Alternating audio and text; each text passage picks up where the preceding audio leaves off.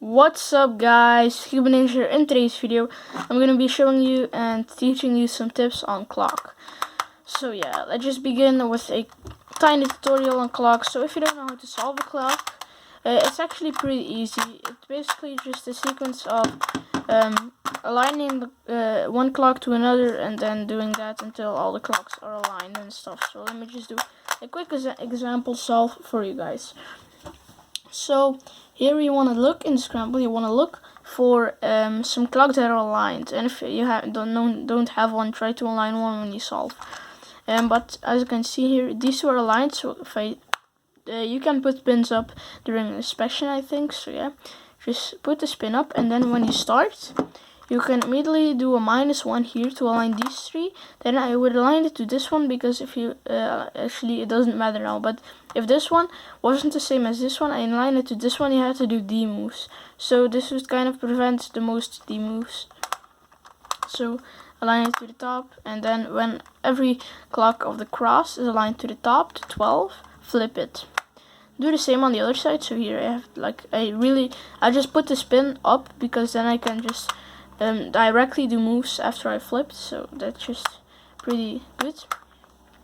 So I saw that I can align these three and then align them to the top one, and then align all of these to that one like this, and then you don't have to move them to the top. So I've already given two tips. So one tip, you can push pins during inspection, and the second tip, don't align them when you finish the cross on the second side. You can just directly cancel into the corners. So push this one down, align it, up, down, align it, up, down, align it like that, and then up, down, align it, and to the top.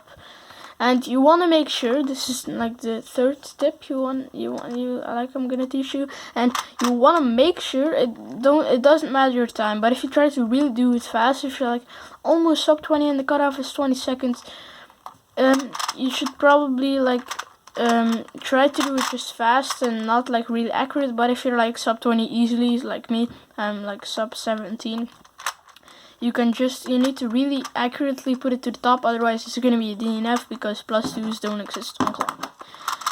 So yeah, that was the third tip. I don't think I have many other tips other than get a good clock. And as you can see, I've flipped like the inserts on this clock. So if you don't know what an insert is, it's basically like this little paper behind this plastic of the clock.